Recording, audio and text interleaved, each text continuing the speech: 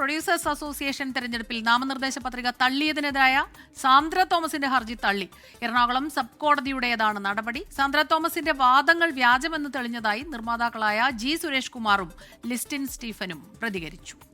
എന്തായാലും കോടതി അവർക്ക് മത്സരിക്കാൻ യോഗ്യതയല്ലെന്ന് കോടതി കണ്ടെത്തി.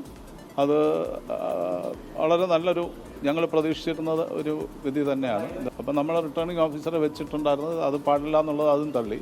അപ്പം ഇതൊരു നമ്മൾ പ്രതീക്ഷിച്ച വിധി തന്നെയാണ് വന്നത്. വളരെ സന്തോഷമുണ്ട് ആ വിധി. പ്രൊഡ്യൂസർ അസോസിയേഷൻ്റെ മെമ്പേഴ്സിനെതിരെ പരാതിയായിരുന്നു. അത് കഴിഞ്ഞിട്ട് പ്രൊഡ്യൂസർ അസോസിയേഷനെതിരെ പരാതിയായിരുന്നു, വരണാധികാരിക്കെതിരെ പരാതിയായിരുന്നു, ബൈലോയ്ക്കെതിരെ പരാതിയായിരുന്നു. ഇനിയിപ്പോൾ കോടതിയും തെറ്റാണോ എന്ന് പറയുമെന്ന് അറിയത്തില്ല.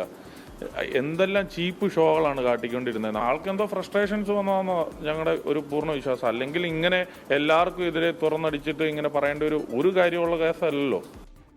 വിധി തിരിച്ചടിയായി കാണുന്നില്ലെന്നും പോരാട്ടം തുടരുമെന്നും സാന്ദ്ര തോമസ് പ്രതികരിച്ചു. എനിക്കങ്ങനെ നിരാശയൊന്നുമില്ല.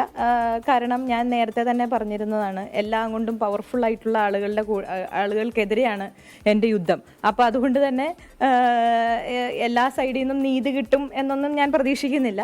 പക്ഷെ എന്നാൽ പോലും ഞാൻ എൻ്റെ യുദ്ധം അല്ലെങ്കിൽ എൻ്റെ പോരാട്ടം തുടർന്നുകൊണ്ടേയിരിക്കും.